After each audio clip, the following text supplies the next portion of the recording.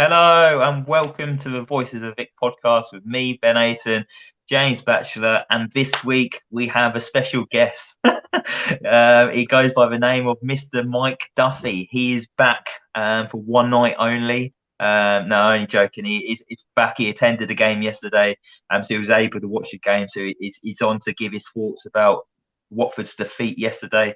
Watford had a home defeat to Arsenal, losing by 3-2. But we're going to pick the bones into that in a bit. I'll come to James first. James, how are you doing, mate? Not too bad, not too bad. We just had some like engineers or whatever you want to call them come over to our house today. We're having our kitchen refitted, so we had our floor ripped out today. They were here for about 6 hours making a racket, so I have to stay in and watch that. And obviously, I went to the game on Sunday as well. Met Mr. Mike Duffy himself for the first time, which is very, very nice. And yeah, I'm doing good. The sun was out today. The sun was shining, so yeah, I'm all good. It was a bit deceiving though for weather today. I know it was nice and warm and that, but it was a bit bitter out, wasn't it? It was a bit chilly. Still need to use jacket. It was cold on Sunday as well. I'll tell you what, the wind was properly whipping around Vicarage Road on Sunday as well. Yeah, definitely needed your coats to sit in the ground for that one. And Mike, like I said, we got Mike on the podcast. Mike, has been a fair few weeks since you've been on. How have you been doing, mate? You all good? Yeah, delighted to be back on. I've been, watching you guys, listening to you guys still, and you boys have been absolutely smashing it. So it's good to be back on, and shame it's not to talk about a victory, but nonetheless, it'll be good to get our teeth stuck into the bones of Watford FC, eh? Yeah, well, we've got a lot to discuss, haven't we? I think one subject which I briefed you two boys about at the start, saying I think we're going to probably speak the majority of this podcast on this one bit, but we'll keep the viewers and listeners guessing on what that's actually going to be. But I can imagine you can all think what that is right now. But yeah, as we've all said, Watford lost 3-2 at home to Arsenal yesterday. So we'll start with the team news as always. In goal was Ben Foster. There was a back four of Cucho Hernandez, Crave Cathcart, Samir and Kamara. A midfield three of Tom Cleverley, Musa Sissoko and Imran Louza, and the front three was João Pedro, Emmanuel Dennis and Cucho Hernandez. So no Ismail Assar in that, James. No Joshua King either, and Jeremy Ngakia came out as well. Were you pleased with the starting lineup? I know not having Sarr in the team, you look at that straight away and go, oh, could have done with him in the side. Well, it's probably the best lineup we could have put out, bar maybe Tom Cleverley out instead of Edo Kayembe. But yeah, I was largely happy with that. I thought the front three looked, quite threatening to me. João Pedro, Dennis, Cucho Hernandez. I thought that looked really, really threatening, and I thought we could, trouble Arsenal's defence, which we obviously did within about 30 seconds of the game. But yeah, that's been pretty much the team, bar chopping and changing a couple of players for the past few weeks. So it's what I expected from Roy. Obviously, his favourites are in there: Tom Cleverley, Craig Cathcart, Ben Foster, obviously as well. But yeah, it's what I expected, and I didn't really have any major issue. Obviously, my only issue was Tom Cleverley, which we will touch on later in the podcast. But apart from that, yeah, I was pretty content with that. As you say, Ismail Assar was missing, always going to be a big miss. But yeah, the team was exactly as I expected it to be, really. And Mike, obviously we changed two of the personnels in that front three. Normally it's Ismail Assar, Emmanuel Dennis and Joshua King. So it was just João Pedro came in, Cucho Hernandez and partners Emmanuel Dennis up front. They brought a lot of flexibility to that front three, didn't they, Mike? Was you worried before the game thinking, we could have maybe struggled with maybe missing Joshua King's hold-up play? But it didn't look like we really missed Joshua King yesterday, did it? No, not really. I think the only thing that I would say, and I was having a chat about this to our mate Harry, the only thing I'd say is watching or thinking back of the game, there was a number of times where the ball would go up long and Emmanuel Dennis, it just wasn't sticking for him. It wasn't his game whatsoever. Josh King, as frustrating as he's playing at the moment, he will hold that ball up and try and bring others into play. So, fast forward to when we were really trying to knock on the door, literally the last 5 minutes after Sissoko's goal, it didn't help that Fozzie would literally boot it and it would go straight through to Ramsdale. But the very few times it did go through to some of our players, it was just coming back at us. Whereas I think maybe Josh King would have made it stick a bit more. We could have looked to have got Cucho in and João Pedro in as well. But yeah, I mean, before the game, I was a little bit worried that we wouldn't trouble them as much. Cucho Hernandez, very much an impact player off the bench. I thought he was Watford's man of the match yesterday, in my eyes. So he did really well. And João Pedro getting a start, we always love to see that. So, not as potent as we know it can be. No Ismail Assar is always a big miss for us. So, not as confident. But when the game started, it was clear to see that other than Dennis, I think we were creating chances. We just couldn't put them away. Yeah, Emmanuel Dennis, James. I want to talk about his performance a little bit. Obviously, it was a cracking start from Watford. Unfortunately, his goal was ruled off from offside, but it was only just offside. But Watford actually started the game really quickly, and I've not seen that from Watford for a very long time. It was a fantastic ball from João Pedro. He managed to find that gap in between the midfield and the Arsenal defence, and then Emmanuel Dennis was away in the box, and he finished quite nicely. But apart from that, I was a bit disappointed with Emmanuel Dennis yesterday, if I'm totally honest. I was expecting more from him, and especially like Mike says, he was filling in that role that Joshua King does so well, where he holds up the ball. And I didn't think the ball was sticking with Emmanuel Dennis, and I thought his decision making was pretty poor yesterday, and his attempts on goal did kind of let him down a little bit. Do you agree? I do agree, and I do wonder whether that early goal that he scored after about 15 seconds. I wonder if that actually got into his head a little bit potentially and put him off, because actually I thought his performance was quite a selfish performance in a sense, where he could have laid people off numerous times. There was I think it was second half where the ball bounced to him in the Arsenal box. He had a touch. All he had to do was then shoot. He then took about 5-6 more touches. Then the opportunity went, and there was numerous occasions where that happened, where he just tried that a little bit too much, and ultimately the attack then broke down, and then Arsenal, with the quality they've got with Saka, Odegaard, Martinelli, they hit us on the counter attack, and then they made an opportunity. Whereas, as Mike said, Joshua King, in some of them instances, he would have got the ball down on his chest, held it up, and laid it off to someone. Whereas Emmanuel Dennis yesterday was always just looking to really create something for himself rather than actually help the overall team performance. So I do think the goal getting disallowed that early on did hinder him, but I do expect obviously better from him, considering he is our leading scorer this season as well. Yeah, he's our talisman, and he couldn't add to his tally yesterday, unfortunately. But it didn't take Arsenal long, really, Mike, did it? It was maybe about 3-4 minutes after that disallowed goal, and I thought, oh God, floodgates are going to open here. But it was really sleek football from Arsenal. They moved the ball quickly. They actually drawed Samir out of position, didn't he? I was watching the highlights back, and he was sticking tight to Odegaard and actually followed him out to the touchline. And the moment he just spun his man, there was no way he was going to get back into the line of defence to try and defend that. And he kind of left Craig Cathcart all on his own to try and block it or get something on the ball to stop that going in. But Arsenal, it was quick movement yesterday, Mike, wasn't it? And we got punished so early on. Yeah, it's typical of Watford. We make a brilliant start through Dennis, and he gets ruled out for offside. It obviously was offside, so no complaints there. And then you just knew that it was going to be Arsenal to strike first. And I think you've highlighted it there, Ben. It just shows the sheer talent they've got. Odegaard all day yesterday. James and anyone else that's watching that went to the game or watched the game, being there, you sort of watch the game differently, I find.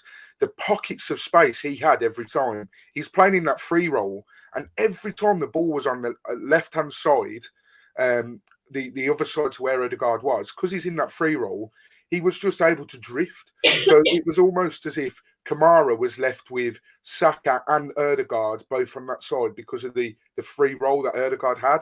And the passing and moving, it's what you expect from a Mikel Arteta side. And I think Arsenal have picked up 25 points out of a possible 30. They're on a real good run at the moment. And Arteta's got them playing some lovely stuff. And the way they're carrying on at the moment, it's surely got to be them to finish in the top four, especially after United yesterday.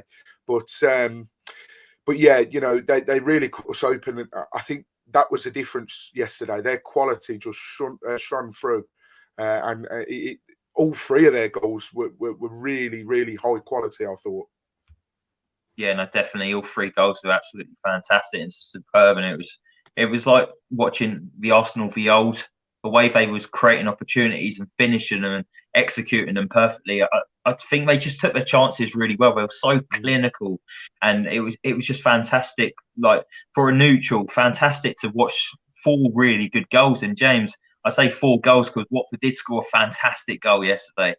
It's just absolutely stunning. It was Cucho Hernandez with a bicycle kick. Kiko grabbing his 5th assist of the season. He did the overlap for Emmanuel Dennis. What a ball in the box, by the way. And we've seen this with Kiko this season. Going forward, it is really good. And he does deliver for Watford. But defensively, that's where he fall into a box. And talk to me about that finish for Hernandez, mate. Absolutely outstanding. Yeah, well, it was absolutely incredible, and you know, watching it live as well, it was just it was absolutely, you know, it was beautiful to watch. His reaction after as well was great to see, and you know, it was a goal of real quality for a little man to get himself off the ground like he did. You know, almost upside down in the air, bam, bottom corner. Ramsdale couldn't get to it. You know, absolutely superb. That's why I go to watch Premier League football for stuff like that. It was absolutely incredible. And yeah, you know, I think at that point, actually, you know, the first half especially, I thought we were largely really good, to be honest. And at that point in the game, I thought we deserved a draw. You know, we scored with Dennis early on, that got ruled out. Yes, Arsenal got back into the game with some good football, but we kept going. We got the equaliser, as you say. Great cross by Kiko. Great work down that side in general. Actually, I thought Sissoko did really well holding the ball up initially. Laid it off to Kiko in the box. Cucho Hernandez found himself free, and obviously he produced that spectacular moment. And actually, I've got to say, Cucho Hernandez has only scored 3 goals this season, and 2 of them are absolute worldies. His first goal against Aston Villa was incredible, and now we scored a bicycle kick as well. So for me, Cucho Hernandez only scores superb goals. Yeah, that's his 3rd of the season. All 3 goals have came at Vicarage Road as well. He obviously got that goal, rebounded off the post against Manchester City that he touched over the line. So he does love playing at Vicarage Road. And Mike, you were saying earlier that we normally turn to Cucho Hernandez as a bit of an impact sub, but is there a case that he deserves to start after that performance? Because he picked up a really good assist as well. That ball over the top of the Arsenal defence for Sissoko was pinpoint accuracy as well. Yeah, absolutely. You know, as I said, he's usually someone you associate with bringing off the bench, bit of a live wire, look to cause trouble. But I thought he warranted his place in the team yesterday. And obviously his goal, which was unreal, will help his case. But I think his overall game, you know, really showed that, you know, why we bought him and the Cucho Hernandez we were really looking forward to see after so long. So, yeah, absolutely. You know, if he's going to play like that, I've got no qualms with him playing. You know, obviously it'll be tough once Ismaila Sarr's back, but it's sounding like they're not putting a timeline on how long Sarr's going to be out. So possibly for the rest of the season, we don't know. But until Sarr's fit again, I'd be more than happy to see Cucho in that starting 11 each week. Yeah, definitely. If he's performing like he did at the weekend, and like you say, Mikey, he was your man of the match. I think Roy Hodgson said in a press conference before the game that Sarr was actually out for the foreseeable future. So, like you say, he hasn't put a timeline on it. He could be back in a couple of weeks. Could be out for a month. He might be out for the rest of the season. We don't know the extent of the injury yet. So, hopefully, it's nothing too serious. Because Ismaila Sarr in the side is definitely. It's going to help Watford's cause, and we do only tend to win games with Sarr starting, don't we? And we rely heavily on him. There's a lot of weight on that young boy's shoulders, but hopefully he's back soon. But yeah, that was 1-1. We then went on to concede, and it was a very avoidable goal. Tom cleverly being caught in possession. He was dwelling on the ball. I don't think he knew that Saka was behind him or Saka was going to close him down that quickly. I've seen people shout saying it was a foul. for me, it wasn't a foul. Tom Cleverley needs to be better for his awareness, and he needs to be stronger on the ball there. He needs to play the ball out quicker out his feet as well. So there's a few things there where I thought Tom Cleverley should have done better. But again, James, Arsenal capitalise and they punish us for our mistakes. And we've done this so many times this season. You can't make mistakes in the Premier League. And when you do, you get punished. And that finish from Saka as well, he kind of gave Ben Foster the eyes, didn't he? He said he looked for in one corner and sent the ball the other way. And it was a fantastic finish from Saka. But talk to me about Tom Cleverley there, James. I know we've both said things about Tom Cleverley in the last previous podcast. I'm not going to really talk about him too much in this one because I've said enough about him. But James, I know you probably want to speak about him. Just talk to me about that goal and his fault in it. It is his fault, but I'm not really going to lay into Tom Cleverley because ultimately it's not his fault that he's being selected. I think he's a great servant to the club. He's served us well over numerous spells, at Watford in both divisions and in the Championship and the Premier League. But I think it's evident to everyone that he isn't Premier League level anymore. I think it's been evident all season. It was evident on show against Arsenal as well. You don't have that much time in the Premier League to take 4 or 5 touches and then clear it. You have to clear the ball straight away in that instance. He didn't. Saka, for me, as you say, he won the ball fair and square. And 2 seconds later, the ball's in the back of the net. Great goal by Saka once again. He had a fantastic game. But we made it easy for Arsenal. And to be honest, I do berate Roy Hodgson quite a lot. And he is the one picking the team and selecting the players. But he can't really account for individual mistakes like that. The only way Roy can avoid stuff like that is by not selecting Tom Cleverley, which I hope he'll reconsider after that game. But pretty much all 3 of Arsenal's goals, I'd say, come from Watford mistakes in some sense. So we only really have ourselves to blame. It's just frustrating, and he did bring on Kayembe in the end, who I wanted to be on from the very beginning, but he took off someone who I didn't want to be taken off, and that was Imran Louza, and we'll get onto that when we discuss the second half. But it was just frustrating because we got back into the game. I thought largely, we were playing very well. We were threatening them, and I expected Arsenal to have attacks as they should because they're a fantastic team, But yeah, Tom Cleverley, didn't help himself in that instance. And, after he made that mistake as well, you could clearly see by, his physical reaction on the pitch that he wasn't happy with himself. And I just hope Roy Hodgson will look at that, be honest with himself when selecting the teams and go, actually, maybe play Kayembe instead or maybe play someone else because Tom Cleverley, for me, is not up to Premier League standards anymore. Yeah, we've just shot ourselves in the foot, haven't we? Like you say, Watford are actually playing all right at that point, and Arsenal weren't really troubling us too much. I think Thomas Partey had a shot which went wide, but Watford up the other end, they were looking dangerous as well. I think on a quick counter-attack, Emmanuel Dennis cut in on his left foot, had a shot, and it was kind of fumbled by Ramsdale, and João Pedro was quick to react, but wasn't quick enough to actually get on the end of it. But then it was the mistake by Tom Cleverley. And Mike, I know you've not been on the podcast for the last couple of weeks, so I do want to get your opinion on him. And how do you feel about Tom Cleverley at the moment? Obviously, we all know he's been a fantastic servant for the football club. But is it time for him to not play Premier League football for Watford? Yeah, it's a tough one. It's obviously one of Roy's favourites. He got all 13 caps under Roy Hodgson for England. And Roy will want to stick with what he knows and who he knows. And Ben Foster also had a brilliant relationship, and you noticed how he come back in and under Roy Hodgson as well. Granted, he'd played the last few under Ranieri as well, but still. Roy,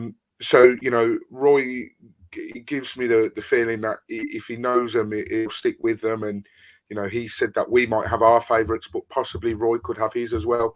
Cleverley, we know what he's like. We know he'll run. But, he's looking off the pace at the moment. Too lightweight, as James rightly said, should not be getting pushed off the ball that easily. And mistakes like that will cost you in the Premier League. We have got better options than him, so yes, I do think we should pick the better options. Yes, I do think that Cleverley should have been substituted yesterday, which he eventually was, but I can see why Loser was brought off at the same time, if I'm being brutally honest. I don't think Loser had his best game.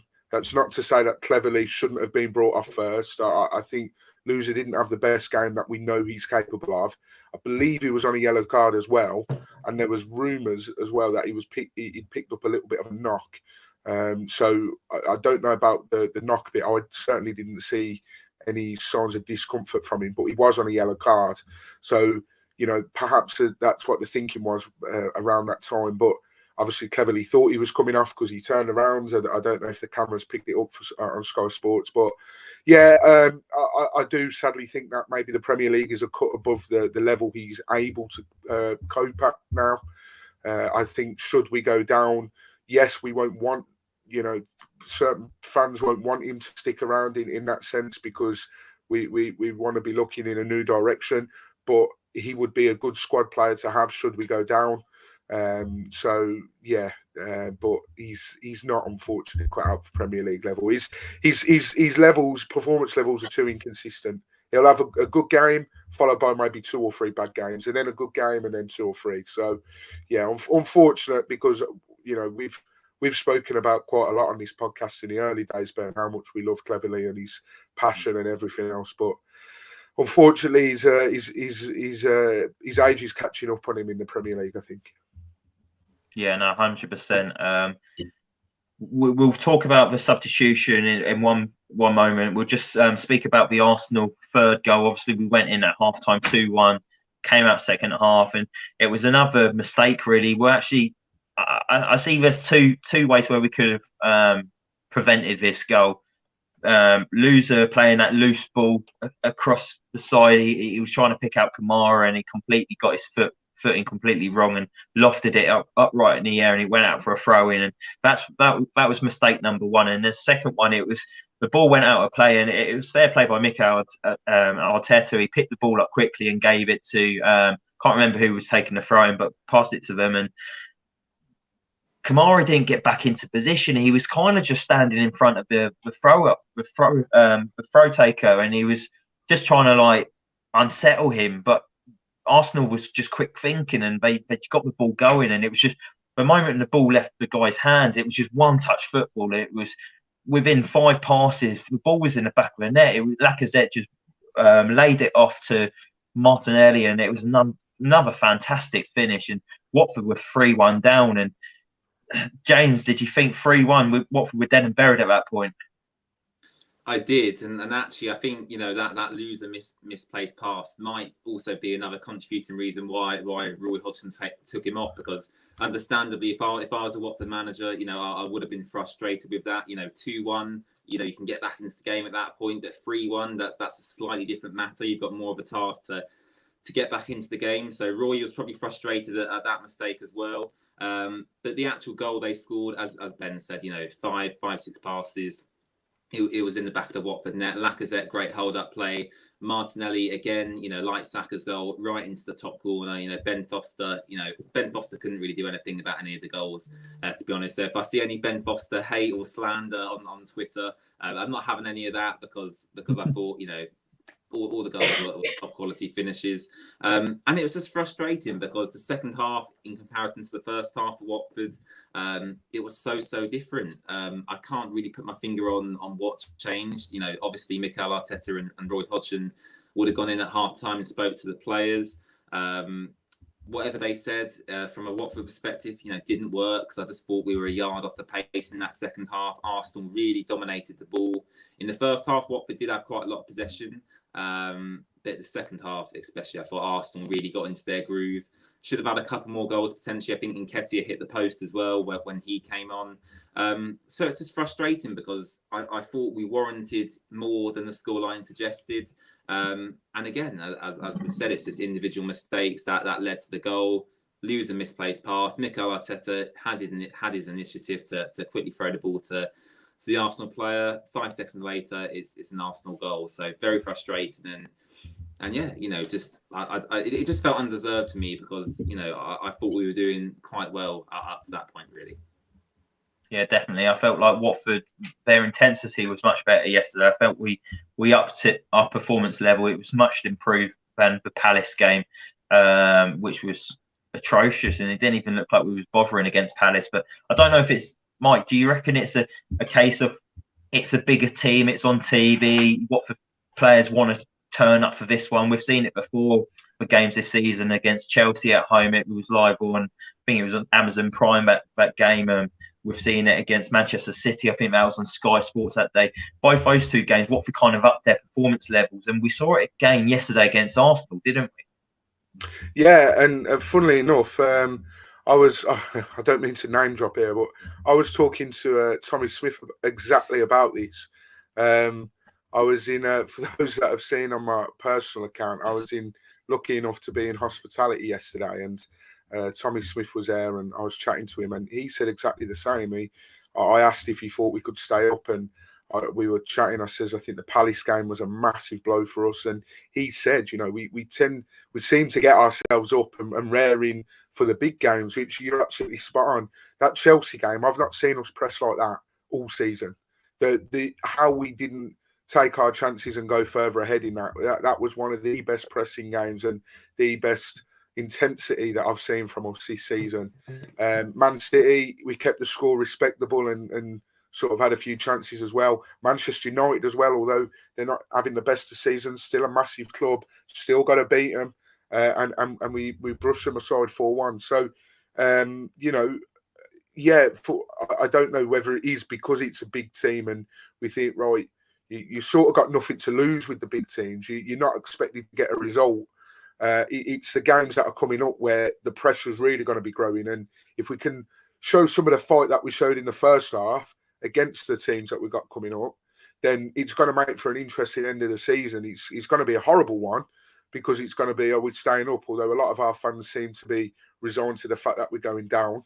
As much as people may say that, that's it, we're going down, I think secretly a lot of them are like, right, well, let's wait till it's mathematically the case, and we'll give it a little bit of hope. The Spurs and Everton are playing tonight. I wouldn't usually wouldn't usually care for this game, but I'll have one eye on the score, hoping that Spurs beat them and Everton, still stay 3 points behind us. So, if we can show that we've shown that we get up for the big games, we just need to apply it for the games in and around us as well, and we'll be all right. But it's not as simple as that, is it? So, no, not at all. I'm just wondering, Mike, as well, as your name dropping, because you was in hospitality yesterday. Did you mention to Tommy Smith that I've scored against him 6-a-side? I didn't, mate. I didn't get around to it. We were too busy. I was too busy fanboying or fangirling, they say. Sorry. I said to him, I was queuing at the bar, right, and I was waiting, and I saw him in the corner of my eye. I thought, Tommy Smith's over there. I wonder if I'll be able to go over and sort of say hello and thank you and everything else.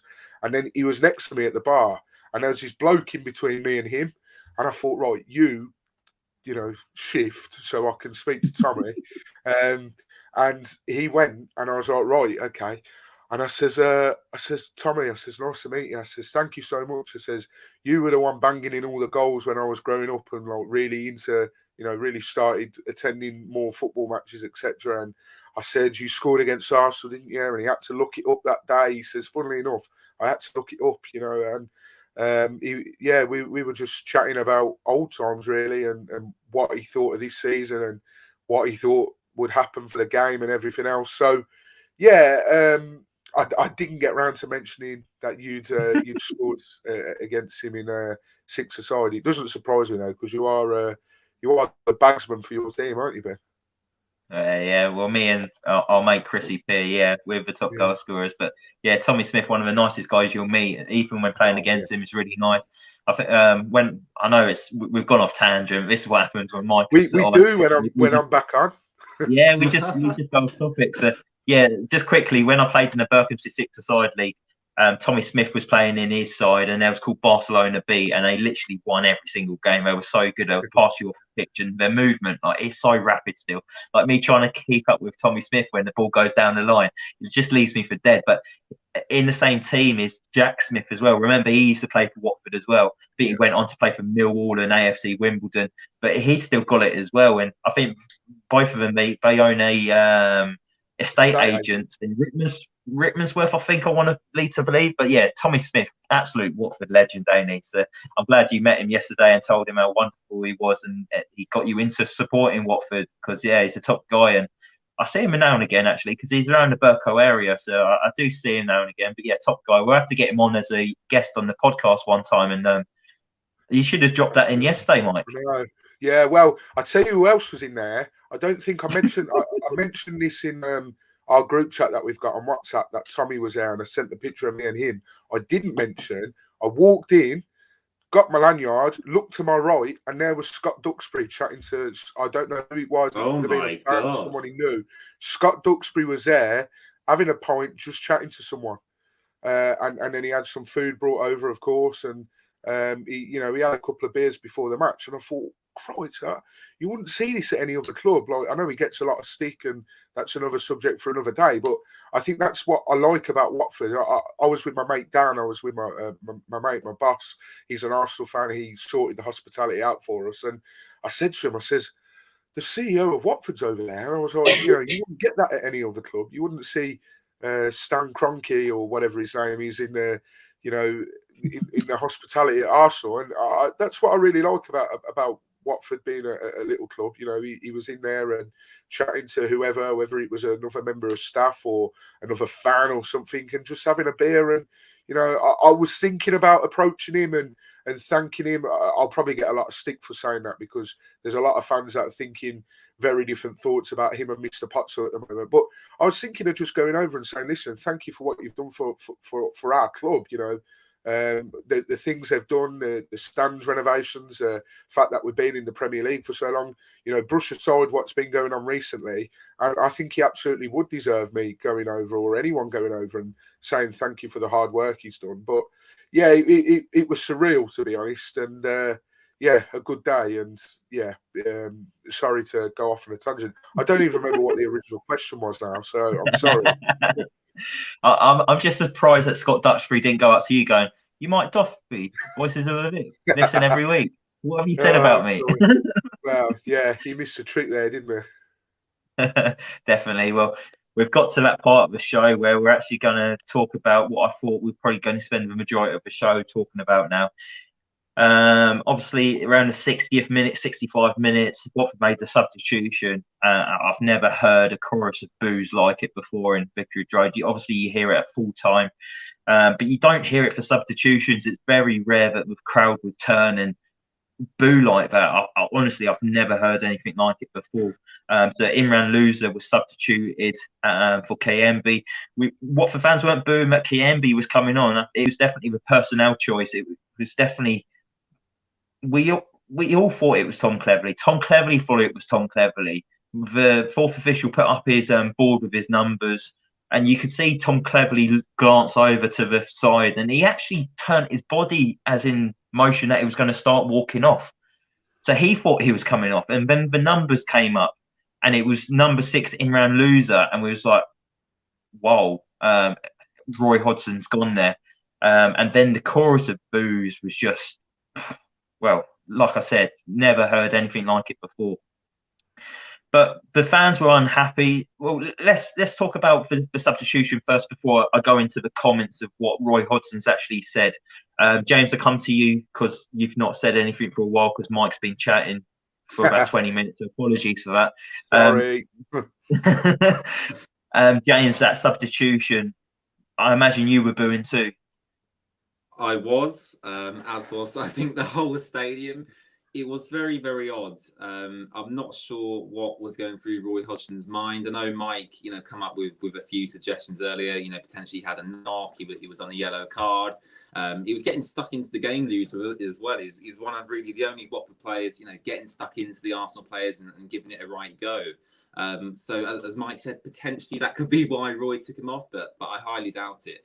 I think under any other manager, I don't think that substitution would have got the same reception. I think if that was Zisco, Ranieri, you know, a manager that the fans had an affinity towards, I don't think we would have reacted the way we did. But Roy Hodgson's come in, made no connection with the fans, the club.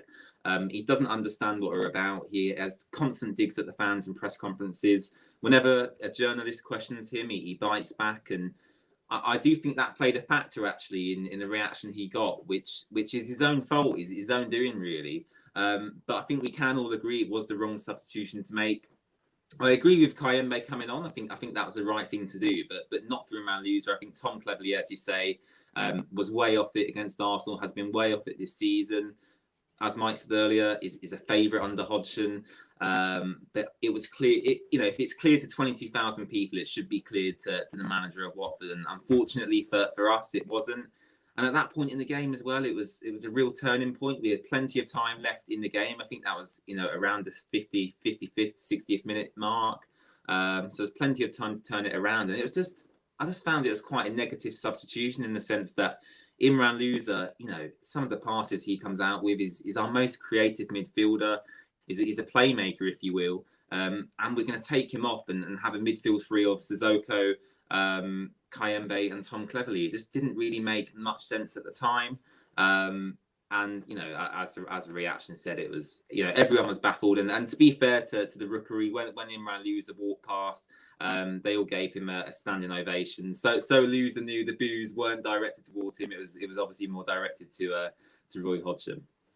Yeah, that was class from the Rookery and the Elton John stand when he was walking around. It, like you say, it was showing him that Watford fans weren't booing Imran Loser, we was booing the decision. And fans are in their own right to boo decisions like that. We pay our money to go watch our team. It's our football club. We're the supporters. We're the ones who get affected the most by the decisions on and off the pitch. We're totally in our own right to boo those decisions. But Roy Hodgson has rattled the whole fan base after what he said yesterday. I put two tweets out of comments that he actually said, and I messaged Mike straight after and I said, you watch this is going to explode. Our phones are going to go off. I had to put my phone on mute because we was getting so many notifications coming in of all the displeasure from Watford fans.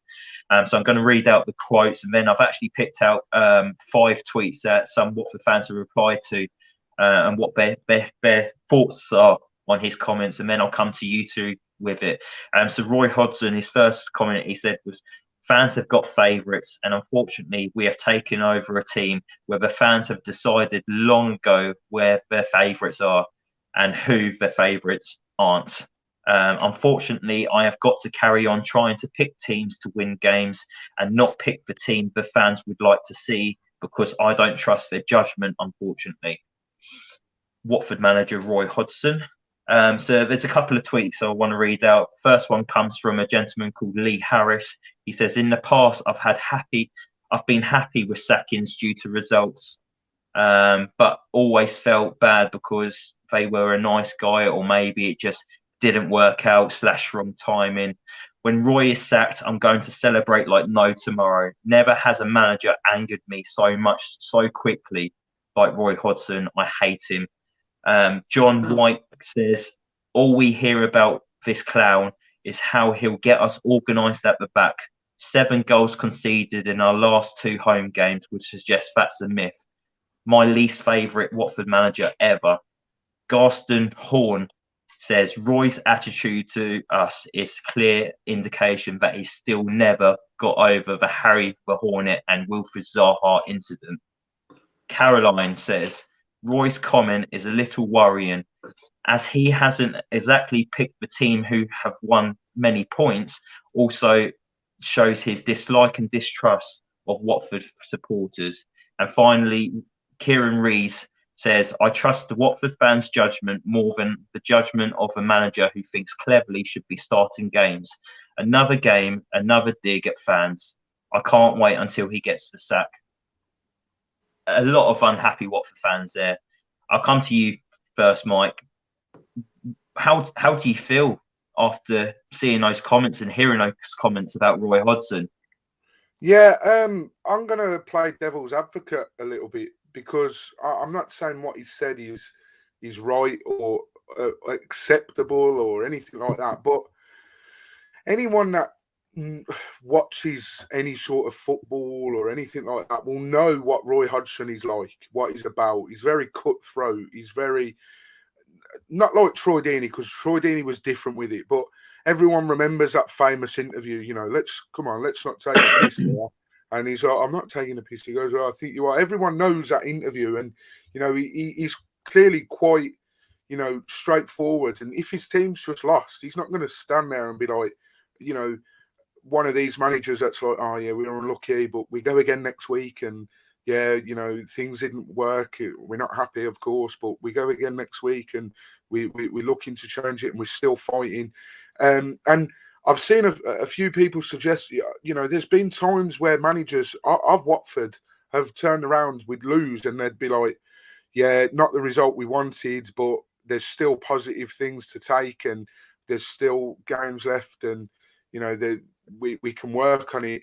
And people have gone, no, like that. What were you watching? Like they've sort of ridiculed them for being too, you know, cliche and not accepting the defeat, and then just saying, well, we'll move on to the next one. Whereas Roy is doing exactly what those fans really were suggesting that they'd want. You know, Roy, if he's not happy at something, he will say it.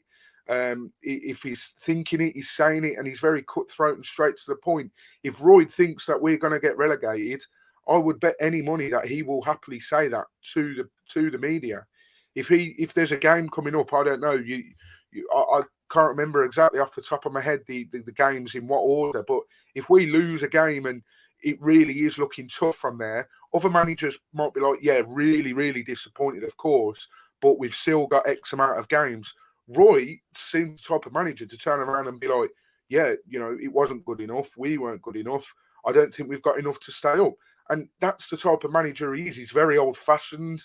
He's you know, he's the old-fashioned type manager, and you know what you're going to get from him. So, I'm like I say, you know, I'm not particularly happy with the comments, but I know what Roy Hodgson is like. I know, you know, I just know the manner of how he is and how he's a manager. It really doesn't surprise me that he's come out with these comments, to be honest. Yeah, no, it's interesting that you say that, and obviously there's going to be Watford fans that do feel exactly like you, Mike, as well, and think like that. So it's good that you voiced that as well, because it's easy just to be negative and jump down his throat, and as well, because obviously I've picked out 5 comments and they've all been very negative, Roy Hodgson as well.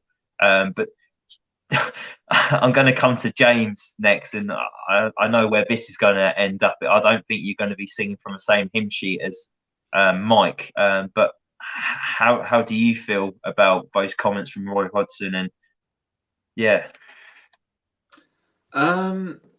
okay, for me, you know, the only saving grace for me is he's only going to be here until May, which I think plays into his hands on making the comments, actually, because he doesn't have to build up that relationship with the fans, because he is only going to be here until May. He's got a job to do to try and keep us up. He believes, you know, by playing Tom Cleverley, for example, that's going to help him do that. And he's that strong in him. And as Mike said, is an opinionated man. He's very old-fashioned, and you know, he believes in what he preaches pretty much.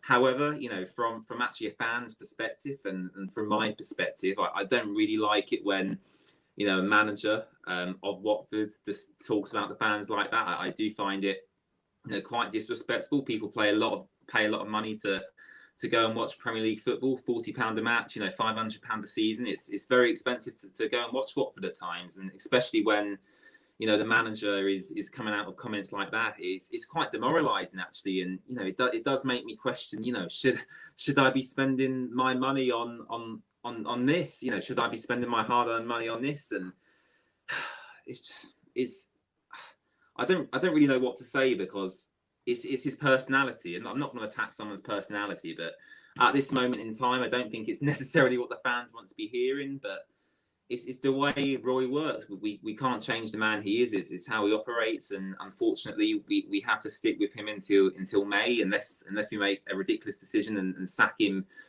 now, for example. So it's frustrating for me, but then I'm not going to get angry about it. It's frustrating. We've got him till May. Just let him get on with it, and we'll say bye to Roy in a couple of months. It's not too much of a big issue for me. I just wish that he would try and at least foster some sort of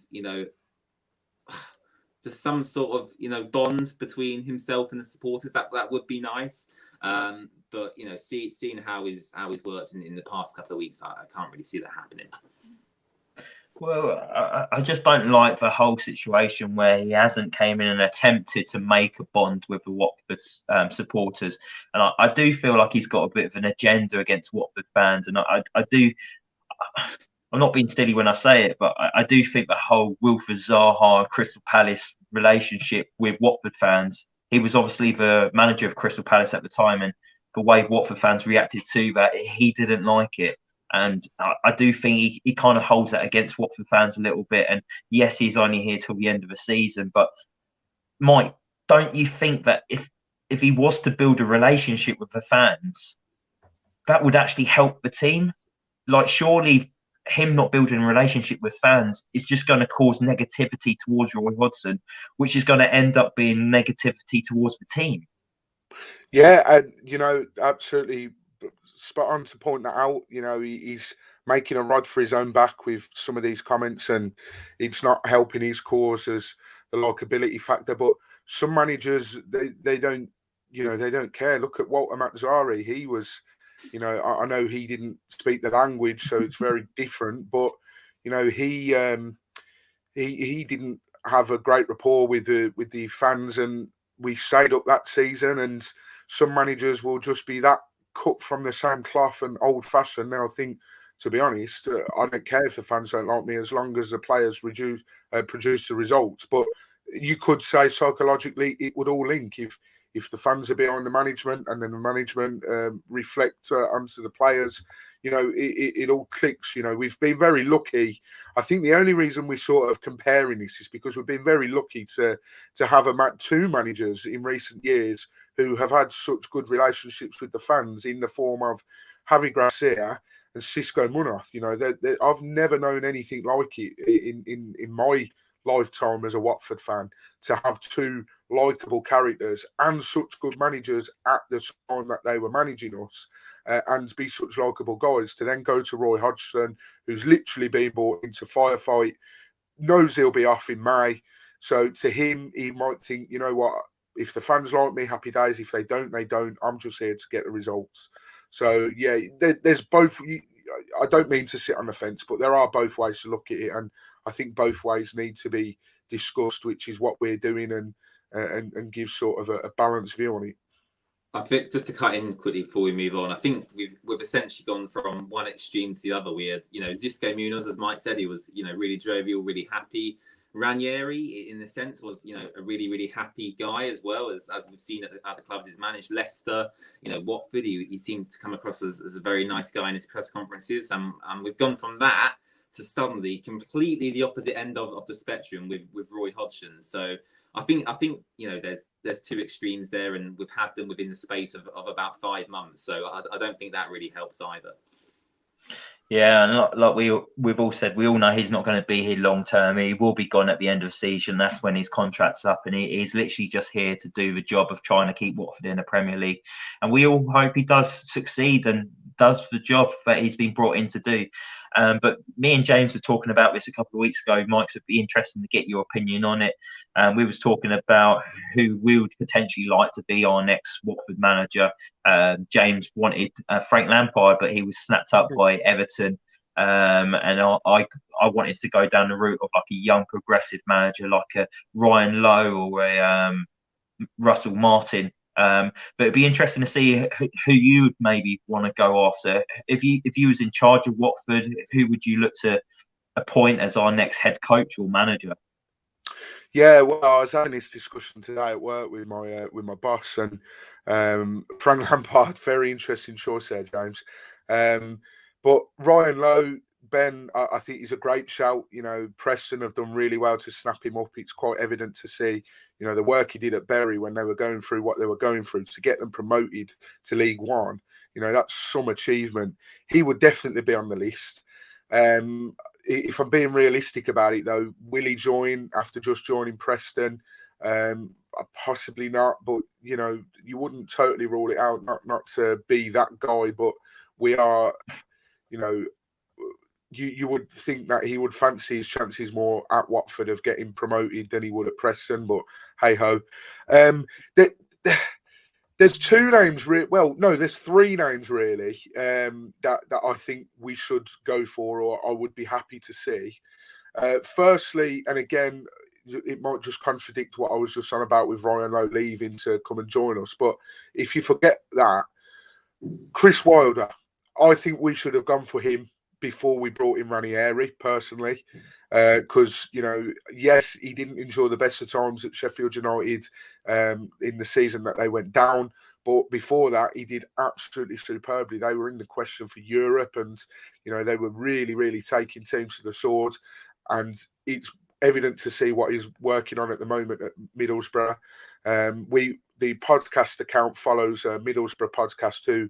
They were our first ever opposition. Yeah, the Brewer Breakdown. Yeah, they were our first ever opposition podcast fans on here, and we still follow them and say follow us. And I think it's Dana or Dana, the woman who's on that podcast. She does a lot of writing on stuff and a lot of analytical stuff. And, you know, it's quite clear that there is quite a progressive change in how they were playing under Warnock to Wilder. Now, that might sound obvious, but, you know, it's quite clear to see that he's trying to implement his plans as soon as possible. So Chris Wilder would be one for me. Another one would be, I forgot one of them already. I was going to wait to say this one till last, but Wayne Rooney. I would be more than happy to give him a punt at it. Look at what he's done with Derby County. He's in a win-win situation at the moment. If he keeps them up, brilliant achievement. If they go down, no one expected him to keep them up. You know, if it weren't for the points deduction, they would be, mid-table or something? I don't know. Let's be honest, that squad that they've got shouldn't really be finishing mid-table. It's basically a bunch of youngsters and the couple of real journeymen thrown in. So, you know, he's doing an incredible job with circumstances, you know, at Derby County. So if he was to end up at Watford, I would not bat an eyelid. I think it would be a great project for him. This is another thing as well, not to go off on a tangent. The Pozzos need to sort of accept now that if we do go down, we need to build a project as opposed to just giving managers X amount of time and then they're out the door. If a manager goes through a rough patch, let him ride it out. It happens all the time. You know, Derby County, you know, up and down, up and down, up and down. You know, I think they've had a couple of bad results recently, but then, you know, they've also had some really good results as well. And Wayne Rooney's doing a really good job. So, you know, the Pozzos, if they're happy to say, right, we're going to give the man the job, we're going to let him run at this project, and we're going to give him X amount of years, and we're going to give him the time to build a team, someone that can get us up to the Prem, and not only get us up to the Prem, but keep us there and keep us competitive up there. That would be the main thing. So I wouldn't bat an eyelid if Wayne Rooney was put there. And another man as well, I think this was only sort of come to mind because my boss was talking about him. I can't see him leaving this post, but Dean Smith, you know, there's a possibility that, you know, Norwich, let's be fair, I know they spanked us at Vicarage Road, but I fully expect them to finish bottom. They won't stay up for me. And, you know, maybe the appointment of Dean Smith had one eye on the Championship. But that's not to say that they could get tonked every game from now to the end of the season, or they could quite easily not win from now to the end of the season. And then the players might start thinking, well, actually, we're losing a bit of faith in Dean Smith. And he goes into next season with the players on his back. And then the players are on his back and he gets sacked early doors. Or they think, well, actually, I know we were sort of hoping that, well, I know we were looking at the Championship at the time of the appointment of Dean Smith, but he's sort of lost the dressing room a little bit because, you know, he's not been winning games. And, you know, it could quite easily turn there. And I think Dean Smith would be perfect, A, to get us up, and B, if we were to go up, sort of stabilise us up in the Premier League again. Because what we cannot do is go down and then just come back up and think, right, okay, we're back up now. Let's wing it a little bit, a bit like we have done this season. So they would be my 3 managers, and I might get laughed off the internet for these, and people might tweet me and say, "What on earth were you drinking that night?" But Wayne Rooney, Chris Wilder, or Dean Smith, I would be quite happy to see any 3 of those in the dugout at Vicarage Road next season. But as long as we give them time and let them run at a project. All English managers, funnily enough, actually, as well, Mike. Yeah. I think it's vital. I really do. Yeah, so it's not only getting up, it's staying up and trying to build on it as well. Yeah, I think all Watford fans want the same, really. We just want stability, don't we? We want a manager to come in and we want him to be given time. We want a project manager now. We don't want these overseas free agent managers coming in. It has worked for Watford in the past, but if you're totally honest, I think Watford fans are getting bored of it now. I think we want a bit of excitement back, and we want someone we can relate to. I know we related to Cisco Muniz. Just quickly, guys, we go down. Would you take Cisco Muniz back? In a hypothetical universe, I probably would, but I don't really want to commit to anything because I know I'd probably get slaughtered for it. But if I'm being sensible, no, we shouldn't. But I think Cisco Muniz is a lovely bloke, and I'd happily have him round my house for dinner any day of the week. So in that regard, yes, I'd love him back, but it's always difficult when you bring someone back. We saw what happened with Sanchez Flores when he came back. It really went to pot very quickly. And I would be worried for Xisco if he did come back. But in a theoretical scenario, I'd love him back at Vicarage Road. Of course, I would. Yeah, I should just say I didn't quite mean to be as cutthroat then, because Xisco actually likes some of our social media posts, and at the danger of him maybe watching now or rewatching it, I didn't mean to be like, no way, no. I just think, as James rightly pointed out, we've gone down the route before of bringing back a manager, and it's just not worked. So, Xisco, if you're watching, I apologise. I'll just say quickly as well that I personally wouldn't take Xisco back for next season, but if there was a Watford manager to come back, I would snap him up straight away. Javi Gracia, I would have him all day long.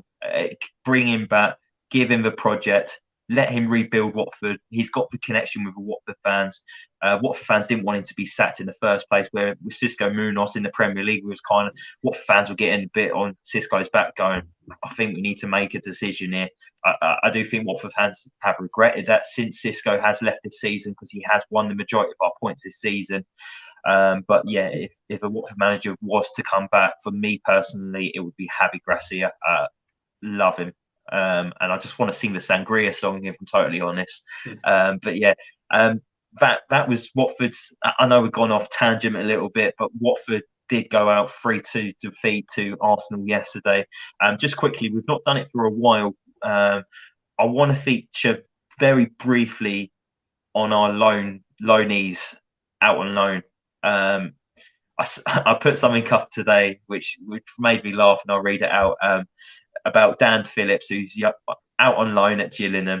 Gillingham boss Neil Harris has said that he'll be handing Watford loanee midfielder Dan Phillips a maximum fine after a third red card of the season in the Gills 3-0 defeat to Bolton Wanderers. I think he picked up 2 really quick, silly yellow cards, and it's happened quite recently. I think he got sent off a few weeks back as well. And obviously Neil Harris, he's only been in charge for maybe about 6 weeks or so, and he's seen himself, Dan Phillips, getting sent off twice. We do know Dan Phillips has got this in him. Whenever he features for Watford, he gets stuck in, doesn't he? And I do like that about him. Neil Harris has actually gone on to say that he does find him an exceptional talent, but he needs to learn. That's why he's looking to give him a maximum fine, because he can't keep on doing this. I think he's 20 years old, and if he's going to fine him heavily, he might think about, actually, this is affecting performances on the pitch. This is now affecting me personally, money-wise. Maybe I need to change my game a little bit. But he is playing week in, week out when he's not suspended, and it's great experience for him to go out on loan. James, when you saw that, what was your first thought when you saw about Neil Harris saying about Dan Phillips? Well, to be honest, watching him, several times for Watford in the Championship, and just watching him this season, I think that it's to be expected. He is that type of player. I think we had that with like Carlos Sanchez as well in the Championship. Very physical players. They love to get stuck in. I've not really got a lot to say on it, to be honest. He's young. He's inexperienced. He's learning the game. It's probably right that he does fine him, because you can't have let's say he was in the Premier League with Watford and he got sent off 3 times. I think that would be disastrous, because that's 3 games where you're potentially playing with 10 men for a period of time, and that can ultimately cost you points. So he does obviously have to learn his lesson. I think he's actually scored a couple of goals for them this season as well, so he seems to be doing well. The manager seems to rate him. But yeah, I did find it quite funny when I saw that on Twitter. Yeah, it's great experience for a lad. Like, yes, he's made these silly mistakes, but he's made these mistakes out on loan, so he's only going to learn from it, and it's going to make him a stronger person. And if we are to drop down into a Championship next season, he could be a squad player. So it's good experience he's picking up at Gillingham. Mike, I'll come to you about the next player out on loan. Joseph Hungbo scored his 3rd goal in 3 games for Ross County at the weekend as they beat St Mirren 1-0. He scored from a penalty spot. I think he scored 2 penalties in back-to-back games now for Ross County. They've picked up 9 points in their last 3 games. They've climbed to 6th place in the SPL. A few months back, they was actually in the bottom 2, and they was flirting with relegation. So Malky Mackay has really turned it around at Ross County. He's made 25 appearances, scoring 5 goals, assisting 4 times for the Stags. He's someone you would want to be in around that Championship team next season, Mike. And how well is he actually doing at Ross County? Yeah, well, the stats you just read out there: 6 goals in 25 games, and we saw glimpses of him in the Championship in 1920. Last season, and we were really excited, and we were all like, real good raw talent, but get him a loan spell, get him out playing regular first team football at a decent enough standard, and then bring him back and see if we can sort of integrate him. And if we do go down, yes, it'll be unfortunate, but it'll be a real chance for all these boys out on loan at the moment to come back and make a real solid case to start in the team, because I'd be looking at maybe starting Hungbo depending on who leaves the club. Another one who I'm sure you're about to mention is Matty Pollock as well. Depending on who we might lose defensively, could be another one. He's been superb at Cheltenham. So, yeah, really, really happy for Hungbo, because those 5 appearances he made for Watford last season, I was really impressed. And it was what he needed, a loan spell where there was regular game time for him, and under the guidance of an old Watford manager. So, yeah, delighted for the lad, and looks like he could end up on double figures this season. Like you say, Mike, another guy who you've just mentioned, Matty Pollock, who's out on loan at League One side Cheltenham Town. He actually scored his 1st goal of the season for Cheltenham in the league as they saw off Doncaster Rovers 4-0. Pollock put a gloss on the result with a diving header, earning a spot in the EFL League One Team of the Week. So he's doing very well at Cheltenham as well. And James, like I said, we've just listed off 2 players who we probably would want in and around the team if we do get relegated next season. Be the same case for Matty Pollock, wouldn't it? Yeah, it kind of reminds me of Ben Wilmot, actually, coming up from a lower league, Watford buying him for, a relatively modest fee. Goes out on loan, does really well, and hopefully he'll come back to Watford. And next season, if we are in a Championship, I expect him to make some appearances, and hopefully he can build on that. Because I'm not expecting him to come back and be a first teamer necessarily. I think that would be too much to ask of him. But if he can make, let's say, 10 appearances next season, if we are in a Championship, I think that would be a really good.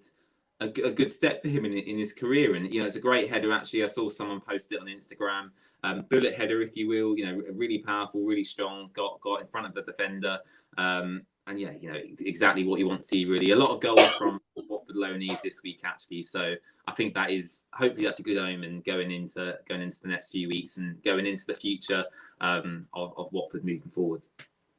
Yeah, another loanee who's actually scored but is not going to be a part of our team next season is Andre Gray. I think he scored QPR away at Cardiff as well. But yeah, his contract's up at the end of the season, so he won't be involved with Watford next season. But I know we've been quite critical of Watford in the last few podcasts and that. But one thing I do think they have got right this season, it is sending these youngsters out on loan to get valuable experience. We've not seen it lately in previous seasons, but they've actually sent them out to football league clubs. I know we saw the young Turkish guy come back from his loan spell at Doncaster, but he was there for the first portion of the season and picked up good experience. And now we're seeing it with Matty Pollock, Dan Phillips, and Joseph Hungbo. They're all getting valuable experience, where in previous years they would have just been picking up under 3 minutes for Watford's second string team, and it's good to see them getting minutes under the belt, and next season they can play a good part in Watford's season if we do get relegated. But yeah, we're going to wrap it up there.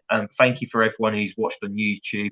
Thank you for everyone who's listening on Spotify and Apple Podcasts and all the other platforms.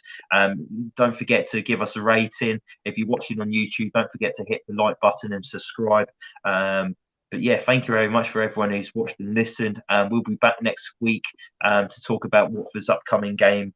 Watford's result at Wolves Thursday night, I believe. If not, we will talk to you Monday night about the result against Southampton.